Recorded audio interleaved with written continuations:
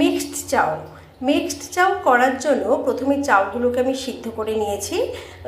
একটা পাত্রে গরম জল নিয়ে তার মধ্যে সাদা তেল আর নুন দিয়ে চাউগুলোকে সিদ্ধ করে নিয়েছি যাতে বেশি গলে না যায়। অল্প একটু গরম হয়েই নামিয়ে নিয়েছি, তারপর জল ঝরিয়ে নিয়েছি চাউটা। তারপর কড়াইতে সাদা তেল দিয়ে তার মধ্যে গাজর, বিনস, ক্যাপসিকাম, কড়াইশুঁটি, একটা আলু দিয়েছি।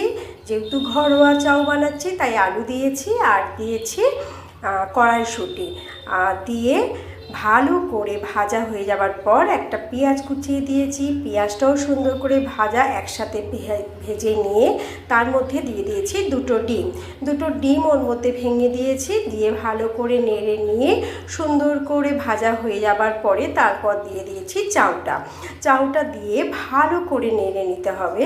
এবং যেহেতু আগেই আমি জলেতে চাউ সিদ্ধ করার জন্য নুন দিয়ে দিয়েছিলাম, তাই এখন আর নুন দেবো না, শুধু ভাজার সময় নুন দিয়েছি সবজিগুলো যখন ভেজেছি। দেখো সুন্দর তৈরি হয়ে গেছে। তারপর নামাবার আগে একটু সোয়া সস, একটু চিলি সস আর একটু টমেটো সস দিয়ে ভালো করে নেড়ে নিয়েই তৈরি হয়ে যাবে মিক্সড চাউ। দেখো এর মধ্যে সব কিছু সুন্দর করে ভাজা হয়ে গেছে, চাউটাও সুন্দর গলে যায়নি, একদম সুন্দরভাবে আছে দোকানের মতো। কেমন হয়েছে জানিও কিন্তু তোমরা। টাটা।